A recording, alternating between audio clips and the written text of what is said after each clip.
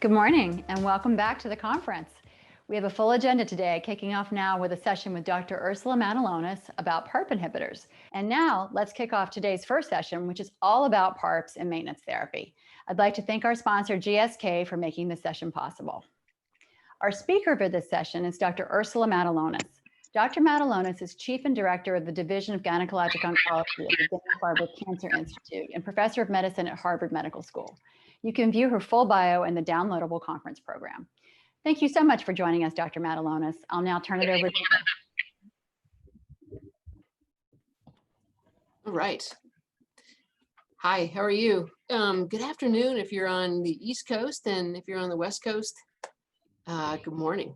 Thank you for being here. I have to figure out how to use this, and I've got it. So I'm gonna do my first click, and let's see if it works.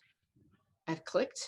There's my first slide. Okay, so I'm going to talk about PARP inhibitors today in the next like 40 minutes or so. And then a number of you have been kind enough to send in some questions. I wish we could be in person. I don't know where the meeting would have been this year, but it's usually in a nice place. I mean, it's been in DC, it's been in Seattle. Okay, so I'm going to go down to my next slide. Click. All right, so I'm going to talk about a lot of things today. One are how do PARP inhibitors work? Two, review PARP inhibitor trials for folks who have newly diagnosed as well as recurrent ovarian cancer. Then talk about is PARP inhibitor right for you? If you're going to go on one, which one should you choose? Review toxicities and review some just a brief second on slide about review combination strategies with PARP inhibitors, which is something that our group has worked a lot on and continues to do so. Right. So this is a kind of an overview of the pathology of ovarian cancer. So we know that ovarian cancer is not one cancer, and that really has been the way that important discoveries have been made. Treatment efforts have really gone forward with recognizing that this is the case. And there are very few trials, with the exception of some immunotherapy studies, that just have all types of histologies included in eligibility criteria. But it's important to remember that ovarian cancer includes molecular data as well. So, for example, the most common histologic subtype is high-grade serous cancer, high-grade endometrioid tumors, and up to 50% of this histology, so these cancers, have underlying problems in DNA repair. And that's kind of the theme of this talk today. And these cancers are also associated with p53 mutations, so that's really ubiquitous. It's a common feature of these cancers. And then up to about 22 to 23% have underlying BRCA mutations. So about 16% are germline mutations, meaning inherited from mom or dad. And about 6% are mutations just in the cancer. So you can't do blood testing or saliva testing for that. You have to do tumor testing to pick that up. And the fact that half the cancers have underlying DNA repair problems. So half are, we would say, HRD. So you've probably heard about these tests called HRD, homologous recombination deficiency. It's a long term. It just means that the cancer cannot really fully repair DNA properly. If it's HRP, homologous recombination proficient, P, HRP, that means things are fine with DNA repair. And those types of cancers are less sensitive to PARP inhibitors. They're still a little bit sensitive, but they're not as sensitive as tumors that are HRD. So this clinical characteristics I mentioned makes the underlying DNA repair problems make the cancers more sensitive to drugs like platinum, like carboplatin and cisplatin, along with drugs like PARP inhibitors. There's another histology called the carcinosarcoma. It's kind of a misnomer. It's not really a sarcoma. It's an epithelial cancer. And we really group these cancers into kind of high-grade tumors. So the next two are low-grade tumors, so low-grade endometrioid, low-grade serous, different genetic characteristics are listed here. For example, a low-grade endometrioid tumor, really rare, they tend to be diagnosed at early stage, and they may have this thing called microsatellite instability, or MSI, which means it's just more sensitive to immunotherapy. But very few individuals require immunotherapy because they're come in early stage. Low-grade serous cancers have underlying RAS mutations and RAF mutations. And there are lots of different therapies that are being developed to target those mutations. And for low-grade serous, hormonal therapies like aromatase inhibitors, tamoxifen, not necessarily tamoxifen, but aromatase inhibitors can be used. And then drugs called MEK inhibitors. Not enough time today to talk about MEK inhibitors, but a whole nother topic of conversation. And then there's clear cell cancer. It really is it's its own entity. Some clear cell cancers can have underlying BRCA mutations. And these are cancers that may be a little bit more sensitive to immunotherapy. Immunotherapy, as you may know, has not been a home run in ovarian cancer like it's been with other cancers. And then for mucinous tumors, the last box, these are rare cancers. They have underlying RAS mutations. They're a little bit more resistant to chemotherapy, and they can have something called microsatellite instability. They can also sometimes have something called HER2 overexpression or too much of it. So I'm just going to quickly go through these. These are guidelines. I'm going to click a lot here. Okay, one more, I think, right? One more click. Oh, nope, sorry. Okay.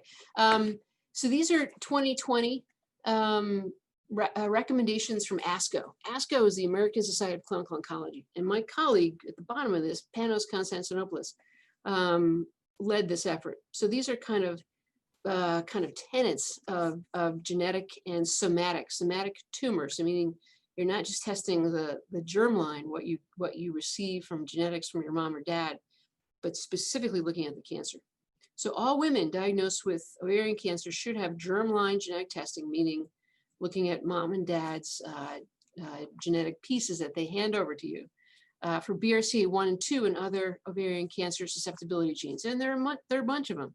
There are probably 11 or 12 now in total. And in women who do not carry a germline BRCA1 or 2 mutation, somatic tumor testing should be performed, because I remember I said that you can have 6% of the time for high-grade serous, there can only be a somatic mutation, not a germline mutation. So it's important to do somatic or tumor testing as well. And obviously there are FDA-approved treatments, which we'll talk about today. The fourth point says that women diagnosed with clear cell endometrioid mucinous cancer should be offered somatic tumor testing, specifically looking for this mismatch repair deficiency or microsatellite instability. And that really has nothing to do with upfront treatment, but it has something to do if the cancer recurs, where immunotherapy may be appropriate.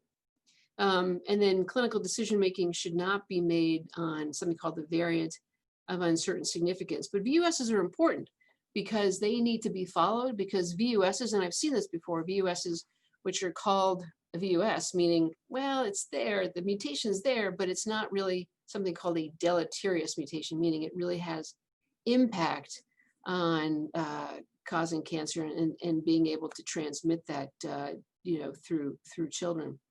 But that changes. Sometimes as more data comes up on that VUS, it's all of a sudden then changed to a deleterious mutation. So it's important, if you've been flagged or cancer's been flagged with a VUS, or you personally have been having VUS because of blood, that be followed.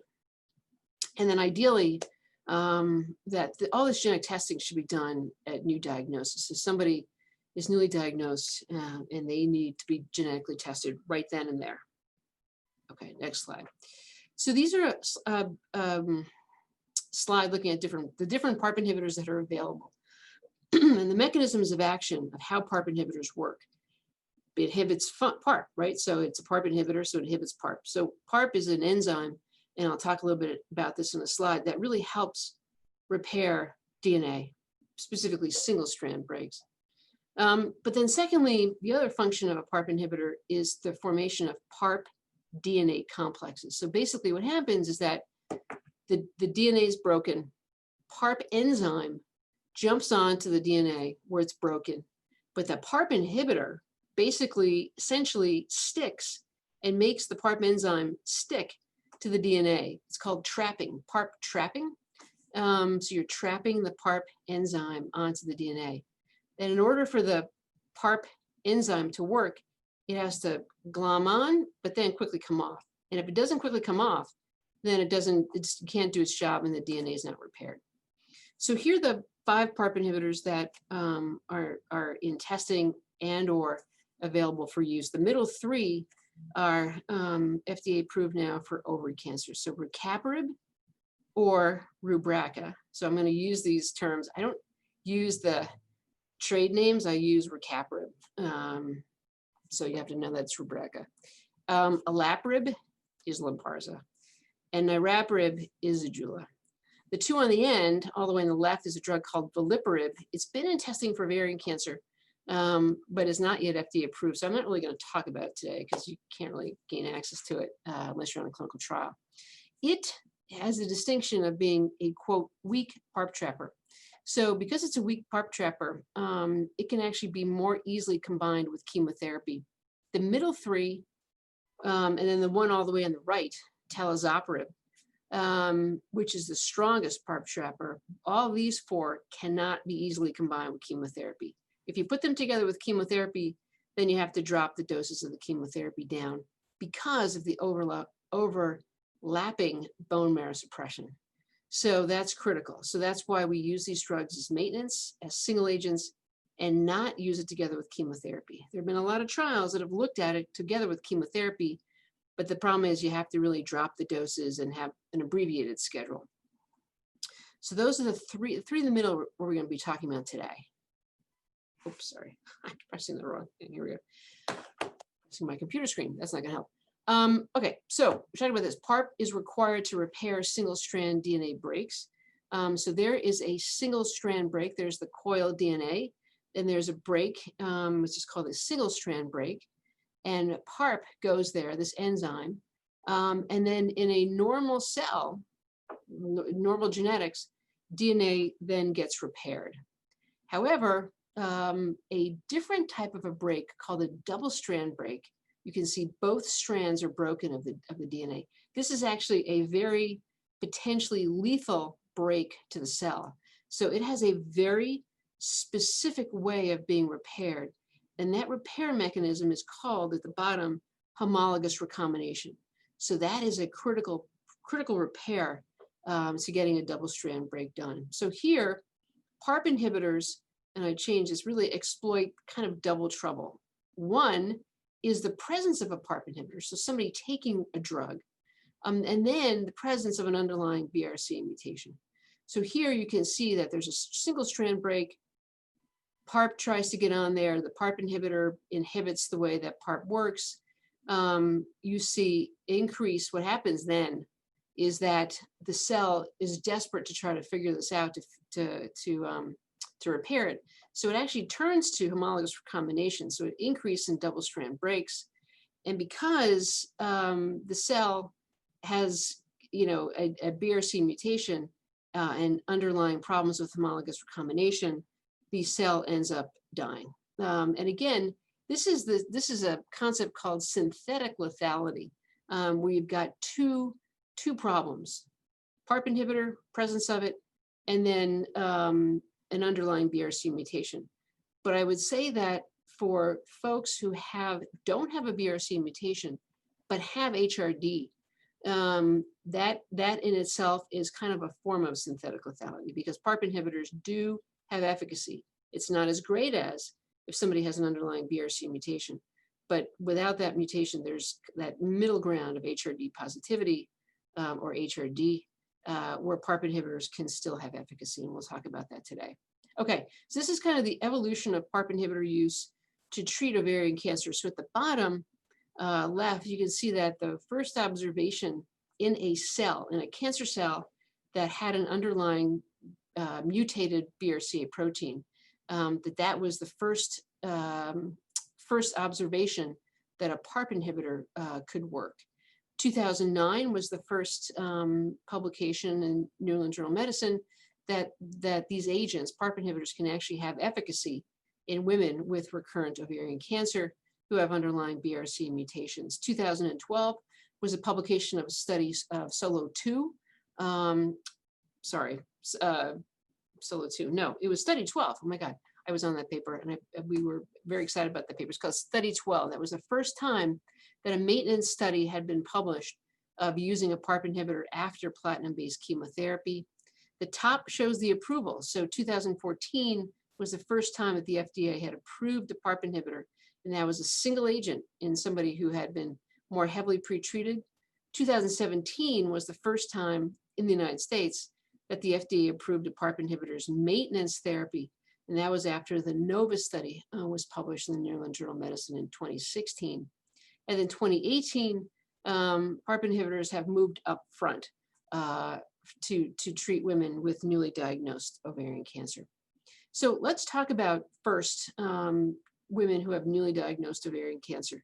And the use of PARP inhibitors are really based upon 3 trials. SOLO1, which only has women with BRCA mutations. And that mutation can be a germline mutation, meaning it's inherited, or a somatic or tumor. So it doesn't matter because they're both considered, potentially susceptible to drugs like PARP inhibitors and platinum.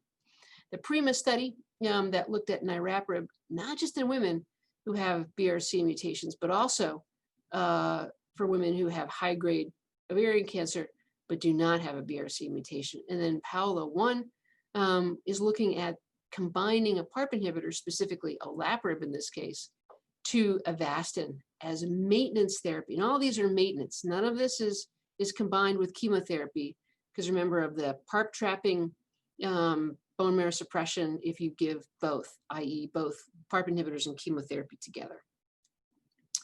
All right, so this is the first trial. This is called SOLO1. This was presented at the European Society of Medical Oncology now 2 years ago, and quickly led to the FDA to expand the label of olaparib. So this is the study design, and these are key points. So one is sort of stage 3 or stage 4. So this did not include women with stage 1 or stage 2. Stage 3 or stage 4, high-grade serous or endometrioid ovarian primary peritoneal or fallopian tube cancer. So you notice that there's not anybody who's got mucinous tumors. There's not anybody who's got a low-grade serous. There's not anybody who's got a clear cell cancer. You have to have a germline or somatic, i.e. tumor BRCA mutation. Folks could either have surgery up front or have interval cytoreductive surgery. And the cancer has to show a response to chemotherapy. So there has to be an improvement in how somebody feels, an improvement in CT scans, an improvement in CA-125, because that's kind of a clinical marker that there's HRD present. Patients were randomized 2-to-1, so a 3-sided coin. 2 folks got olaparib, 1 got placebo, additional dose of olaparib. And then importantly, folks were continued on olaparib for 2 years. And then at 2 years, you stop. As long as this, your CA-125 is normalized, CAT scans are okay. If there is evidence of cancer present still, this trial allowed you to continue on. But if everything looked good, no evidence of cancer, stop at 2 years. And the primary endpoint here is how long the cancer stays in remission as assessed by the treating physician as opposed to independent review. I'm clicking. My clicker people. See, I'm supposed to click this thing and then somebody behind the scenes moves the slide. Clicker people, I'm clicking, there you go, okay. So, and I told the clicker people that one thing I don't like is if there's a delay, but that's okay, clicker people, that's okay, I'm not worried about this. PRIMA trial design, so this is looking at niraparib, a different PARP inhibitor, but in those middle 3. And so this trial now looks at folks who, yes, have a BRCA mutation, but also women who do not have a BRCA mutation. And again, the same eligibility criteria exist. Advanced, so stage 3 or stage 4, high-grade serous ovarian cancer. And at that bottom here, at the bottom red box, it says women were treated with niraparib or placebo once daily for 36 months. So I view this as being treated for 3 years versus 2 years for olaparib in SOLO1. And here it's really important that for niraparib dosing, and this is now in the FDA label, that the dosing is based upon body weight. So body weight 77 kilos or higher and platelets greater than 150, you can start off with the daily dose of 300 milligrams. I think 77 kilos is like 160 pounds. Someone can do the calculation. I always have to do the calculation because I forget.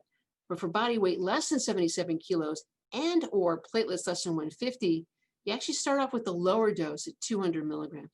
So that's really quite important to remember. Okay, I'm clicking again. All right, so this is the PAOLA trial. I'm going to go through this pretty quickly. This is looking at women, again, who have stage 3 or 4 ovarian cancer. And then they're randomized after receiving some degree of Avastin in their regimen. So usually if they're going to undergo chemotherapy first, then surgery, followed by chemotherapy, Avastin is not always used with the first 3, but you had to have some Avastin in the upfront chemotherapy regimen. So folks were randomized 2-to-1 to either olaparib, the PARP inhibitor, with Avastin, or Avastin alone. And again, the primary endpoint is progression-free survival as assessed by the investigator.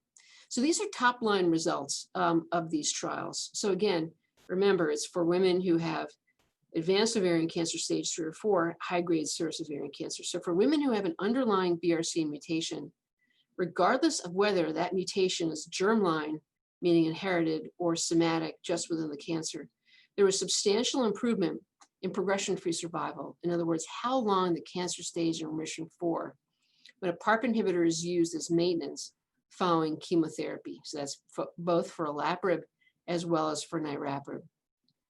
The second point is for women with an HRD cancer, so meaning they may not have a BRCA mutation, but they do have some degree of underlying homologous recombination deficiency. There was a benefit to PARP inhibitor treatment, i.e. niraparib or Zejula, as well as for adding a PARP inhibitor to Avastin maintenance therapy. And then the last point is for women with an HRD negative cancer, or we say, now we're using these terms HRP, homologous recombination proficient cancer, or HRD negative. It just sounds, it's like deficient to negative. That's why we say HRP, but here I'll use both. There is some benefit to using a PARP inhibitor, but it was certainly less than the first category, having a BRCA mutation, or the second category being HRD positive. And there was no benefit of adding olaparib to Avastin. Next slide. Okay, so I'm going to talk about some of the side effects of PARP inhibitors before I move into some of the other studies. So drop in blood counts, and so that can be drop in white blood cell count, total white count, can be drop in neutrophil count, so the infection fighting white count, can be anemia, so drop in red blood cell count, and drop in platelets. So once you get on a PARP inhibitor, you have to be watched very carefully. Fatigue is a problem, and it can sometimes be a significant problem and sometimes be not such a significant problem, but it's an issue. Various gastrointestinal complaints, nausea, that's a problem. And it starts off a lot of times with that. And I'll show you some data about, very few trials have actually looked at the kind of the day-to-day changes with the PARP inhibitors and gastrointestinal toxicity. Vomiting occasionally, diarrhea, constipation, and then reduced appetite because your just stomach doesn't feel well after eating. And then I think the other point is interactions with certain medications. So certain of these drugs can inhibit or activate certain enzymes within the liver and affect metabolism of other drugs that you're taking. So you really have to check with your physician about this. And then I know I got a bunch of questions already, a few questions on this, risk of secondary leukemia or pre-leukemia. So I think, right now, and this data was just updated at ESMO a few days ago, the risk of leukemia for women who are newly diagnosed is about 1%, ranges between 1 and 1.5%. And that was from SOLO1. But for recurrence, and again, remember, the recurrence is around how much prior chemotherapy someone's received. Secondly is the underlying germline BRCA mutation present or not present. There may be a higher risk of secondary leukemias if somebody has a germline BRCA mutation. We don't know that for sure, but that's what it may end up being. And then the duration of the PARP inhibitor, how long someone's on the PARP inhibitor for. So there are a lot of variables, because not only do PARP inhibitors have a small risk of leukemia, but chemotherapy unfortunately does as well. It's really rare, but it can happen. So the 2% comes from trials like NOVA and Ariel 3 in the recurrent setting. The 8% comes from SOLO1, and that is for somebody who's got recurrent ovarian cancer, has an underlying germline BRCA mutation, and then takes the PARP inhibitor after that. So it's important, and we're actually now starting to do tests to try to monitor somebody's blood to see if there are any changes within something called clonal hematopoiesis, to see if somebody may be already at higher risk for developing leukemia, or if the blood changes over time. And then lastly, there are examples of drug-specific side effects. And this is by no means a complete list, but something that I always tell folks when they start. So for example, niraparib. Because niraparib interferes with the norepinephrine transporter, you can see hypertension, tachycardia, headaches. So just important, when somebody starts niraparib, I tell folks, have a blood pressure cuff on hand. If you start to develop a headache, let me know. You may notice a little bit of a elevated heart rate, check your blood pressure and report into us. For olaparib, there's a small risk of pneumonitis, and that's lung inflammation. So I'll usually say to somebody, look, if you have any shortness of breath, tell me. And there can also be this increase in creatinine. So the blood test creatinine can go up just a tiny bit. If it goes up a tiny bit, it's not such a big deal. If it goes up a lot, then further investigation has to happen. For rucaparib, there can be a transient increase in liver enzymes that usually happens around the 4-week period after you start. It goes up, it goes down. Doesn't look great, but it's transient and gets better by itself. You don't have to do anything. Also can see this increase in creatinine, and the increase in creatinine ends up happening with olaparib and rucaparib because the drugs interfere with some kidney proteins, kidney transport proteins that control creatinine. It's not clinically significant, but it just goes up a little bit. And then for rucaparib, you can see an increase in cholesterol, and there's also an increased risk of a rash. So this is actually from study 12, which was the 2012 paper that looked at olaparib versus placebo in women with recurrent ovarian cancer. And I think the bottom line here is that nausea lessens with time and remains low grade, but fatigue can really be a long-term toxicity. So on the upper panel, it says E.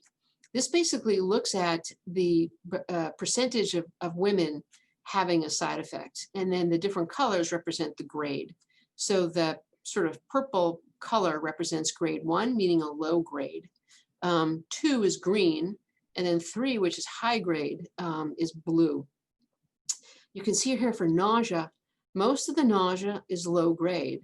It starts off almost 40% of women having nausea, but then over time you can see a slope down of the curve. It varies month to month, but the general trend is better. Doesn't go away completely, but it's better. If you look under the bottom where it says G, that's fatigue. So here, there's the purple color is grade 1, the green is grade 2, and then blue is grade 3. So no grade 4, which would be orange. But that fatigue does persist, and occasionally it can be significant. So it's something that we have to try to mitigate with folks who are on a PARP inhibitor, just because it can be kind of a long-term side effect. On the right is vomiting, really low risk, and then anemia, also very low risk. Next slide. Okay, so I thought I'd sort of interject a few cases and patients of mine.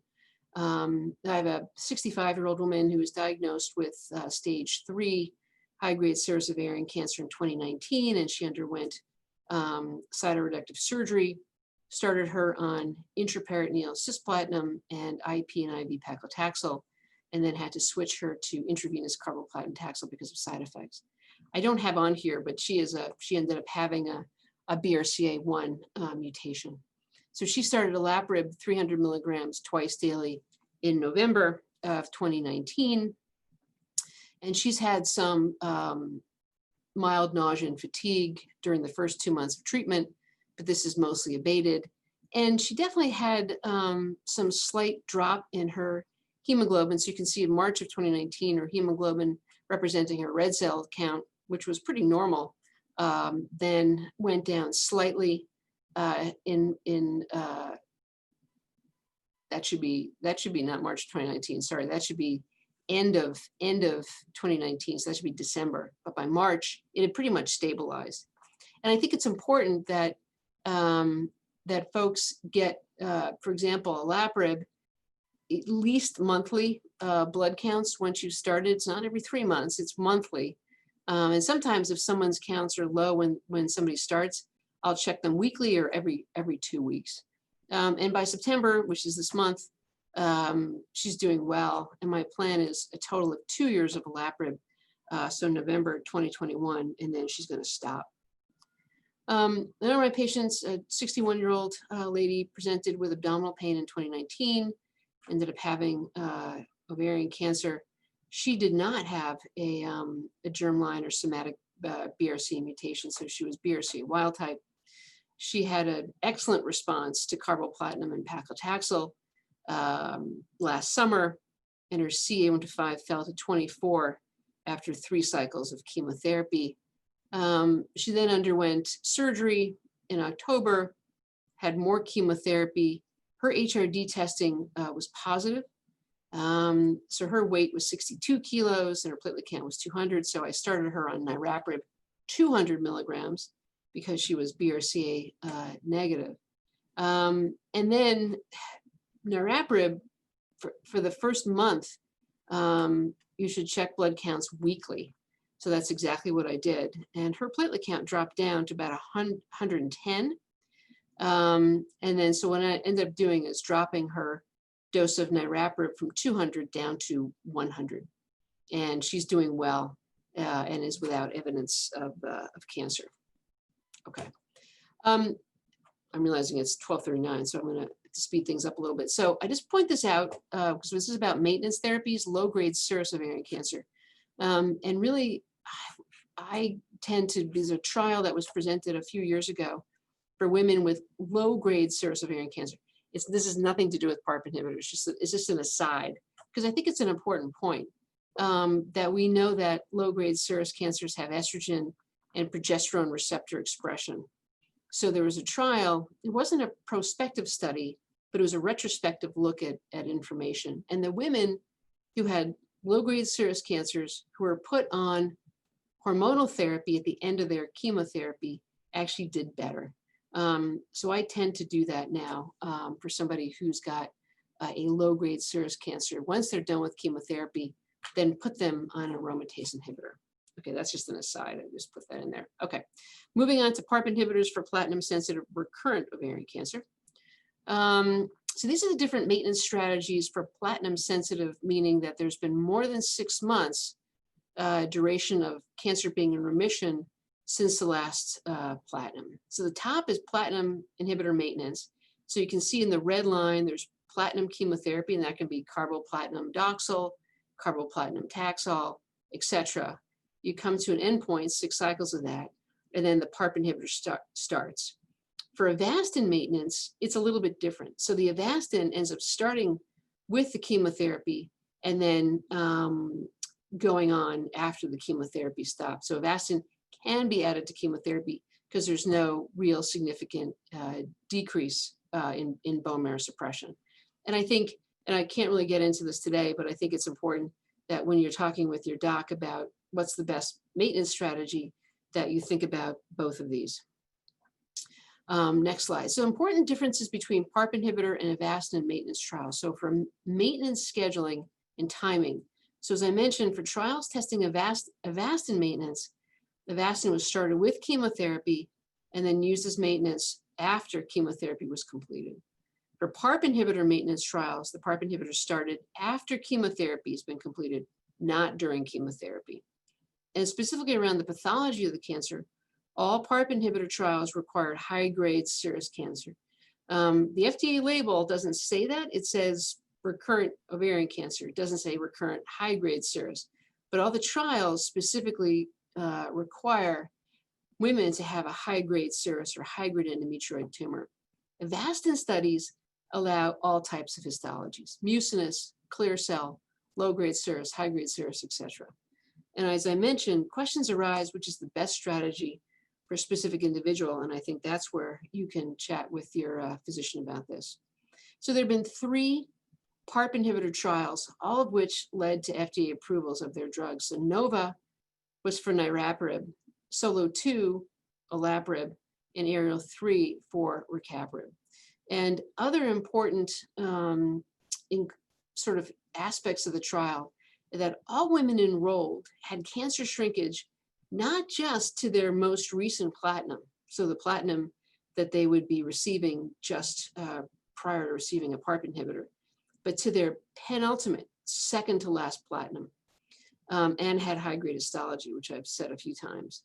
PARP inhibitors started at the completion of chemotherapy, and the results of all these 3 trials led to FDA approvals of all 3 of these drugs. And I think just like we're seeing well, these trials were done first, and then the newly diagnosed trials were done later. But really, these trials showed us that in terms of the results, really the results are quite overlapping. So I consider, and this is an important point because it answers a few questions, I consider all of these 3 medications equivalent in terms of efficacy. So I don't think that one drug is better than the other, because they really had strikingly similar progression-free survival, meaning how long the cancer stays in remission for in the BRCA, women with BRCA mutations, and that there was decreasing benefits with less HRD, just like we saw and we're seeing in newly diagnosed patients. But it's important that I do not see any differences amongst these 3 medications in terms of efficacy. Another case, a 59-year-old nurse of mine, diagnosed with advanced high-grade serous ovarian cancer in 2015. She had surgery followed by 6 cycles of carboplatin and Taxol. She was in remission until 2018, when she was found to have a rising CA-125. The CAT scan did show recurrent cancer. She then went on to receive 6 cycles of carboplatin and pegylated liposomal doxorubicin, i.e. Doxil, and normalized her CA-125 and CAT scan. And she was also found to have a RAD51D mutation. So this is one of those mutations that confers HRD to a tumor. It's one of those high-risk mutations along with BRCA1 and 2. She started olaparib 300 milligrams twice daily in 2018. She had nausea and fatigue for several months, definitely affected at work. But the fatigue now is better at her about 2-year point. Nausea resolved several months after starting. And she's currently doing well and without evidence of cancer recurrence. So she's done very well. Okay, next slide. This is a slide, and I put it in because this is kind of how PARP inhibitors started in ovarian cancer back in 2014. Olaparib was the first PARP inhibitor, and it really was FDA approved as a single agent, so using it as treatment, so not as maintenance, but as treatment for women who had BRCA mutated cancer and had received at least 3 or more prior lines of treatment. And you can see that the response rate was 34%, and the duration of response, how long that response on average lasted, was almost 8 months. And the 2 other PARP inhibitors, rucaparib and niraparib, also have very similar approvals. I put that in for more historical context. Okay, so which PARP inhibitor should you choose? I've already said that there's really comparable efficacy, and I don't see that one is better than the other. They're equal. And so other characteristics will need to inform the choice. So what are they? Side effects. Well, you know, each drug has its own idiosyncratic side effects, which I talked about. but then they're overlapping. So drop in blood counts, fatigue, gastrointestinal side effects can be seen with each one. But every individual has a different response and reaction to the drug. So if you're taking a drug and it's not working out, you can switch over to another PARP inhibitor. You're not going to compromise efficacy, but the side effects could be slightly different. Drug-drug interactions, so it's important for physicians to read the FDA package insert, which is available online to everybody, to understand how these drugs interact with other drugs. The schedule, which I'll talk about, I think, on the next slide. Price. The price is actually not too different amongst the three PARP inhibitors. They're expensive, and it would be great to have insurance coverage. And then sometimes, even when insurance companies approve the drug, it's still too expensive. $1,000, $2,000 a month, I think, is just absurd. So companies have to have access to special programs that give folks a break on the price. Trials and FDA approval.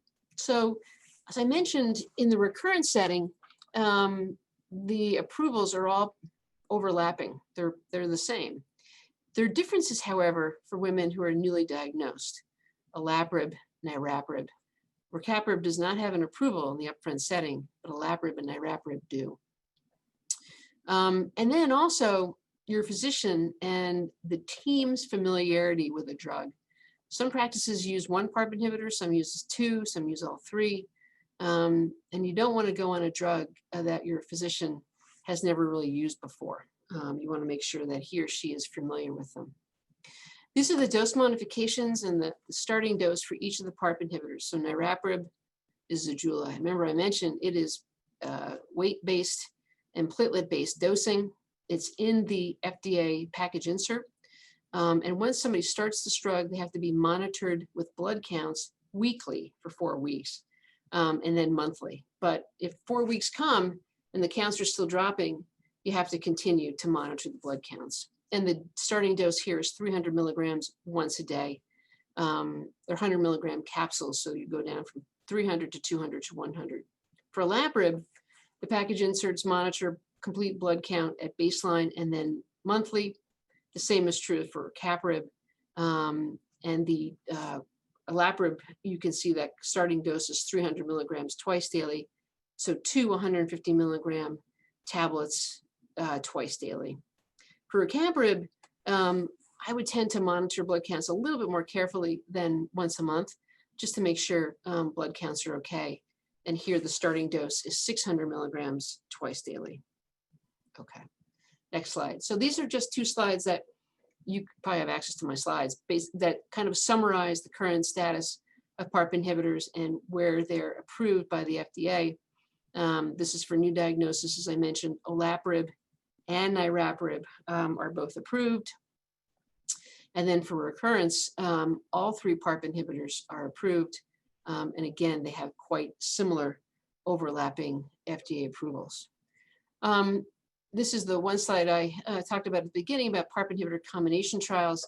In order to try to boost the effectiveness of a PARP inhibitor in somebody who might not be that susceptible to a PARP inhibitor, or if someone is on a PARP inhibitor, cancer starts to grow, how we can resensitize a cancer to the PARP inhibitor. And these are the different medications and strategies that we and others have been trying to boost the effectiveness of a PARP inhibitor through a PARP inhibitor combination. So in summary, women with platinum-sensitive high-grade serous or endometrioid BRCA mutated ovarian cancer derive the most benefit from PARP inhibitors. Then there's the second category of HRD BRCA non-mutated, and then the folks who receive the least benefit, but a benefit, small benefit, is HRP or HRD negative tumors. The side effects of PARP inhibitors include bone marrow suppression, gastrointestinal side effects, fatigue, and there are also unique toxicities associated with each PARP inhibitor. One has to monitor for secondary leukemia myelodysplastic syndrome, which is a known and less common toxicity of PARP inhibitors. And then we and others, I mentioned, are testing different PARP inhibitor combinations, and these are underway. And this is my last slide. I want to thank you all so much for being here today. And it's really an honor to be able to give this talk to you today. So thank you so much. So I'm going to go over some of the questions. So those are flowers from the garden, and then some of our rescue dogs. Puppies say hello. So I have about 8 minutes, I think, unless someone tells me otherwise. And I'm going to go over some of the questions. I'm not going to be able to go over the questions, but they're great questions. Okay, so one of the more common questions are, is it possible to, quote, reuse a PARP inhibitor once it has already been used and a recurrence has occurred? So great question. I don't think we really know the answer to it. I usually make a decision around how long someone's been on a PARP inhibitor for, and then use the clinical, I call it a clinical biomarker, basically how well somebody responds to retry with platinum. So if someone's used the PARP inhibitor at new diagnosis and then recurs, I will base it on the kind of the magnitude of response of platinum in the recurrent setting. So if there's kind of a sluggish response, or if there's been kind of a less duration, let's say a year or less, that's not in stone at all, then I might not use maintenance therapy at all, or might use Avastin maintenance, versus somebody who's had a long duration of time off any treatment, then recurs, has a great response to carboplatinum and something else. I would definitely use that again. There are trials that are underway, but they're going to take a long time to occur. Okay. All right. So many good questions. Some of them I answered during my talk. Here's a good one. How much can missing doses while on a PARP inhibitor lead to a recurrence? So, good question. I don't know. I don't know the answer to that. But I think the fewer that you miss, the better. I think sometimes you can miss doses because you forget to take the drug, or you miss doses because you don't feel well, or you're vomiting up the drug, you have nausea. I mean, I think ideally the fewer missed doses, the better. I do think there's not information in human beings, but there are animal studies, believe it or not, that look at taking breaks from the PARP inhibitor that can have decrease. So if you take a drug holiday, or say, oh man, I'm going on vacation for 2 weeks, I'm not going to take the drug because I'm on vacation. That's probably not a good thing to do. We don't have necessarily proof in people, but there is some data in animals that that's probably not a good thing to do. What are the long-term side effects of PARP inhibitor maintenance? We talked about that one in terms of gastrointestinal side effects and fatigue. So fatigue is an issue, and I think fatigue happens to be around, like, when is the fatigue happening? Obviously things like exercise, making sure you're getting as best sleep as possible, although that's not always so simple. Taking a nap during the day, drinking a cup of coffee if that is good. That certainly wakes me up in the morning, and that may help you. But I think exercise is good. Being outside, being outside in the summer. Okay, I'm going to take the last question because it is 4 minutes. Okay. Oh, here you go. Can you speak to CA-125 levels during chemotherapy versus maintenance therapy? So CA-125 levels are tricky and really need to be monitored carefully. So I think on the CA-125 is the most accurate at new diagnosis. That really gives us a very accurate picture. So if the CA-125 is dropping, that's a good thing. Upon recurrence, sometimes the CA-125 doesn't give you the full picture. So sometimes, as in this individual, the CM25 is quite low. So then you probably need to do CT scans. No one likes getting CAT scans, but you have to do them periodically.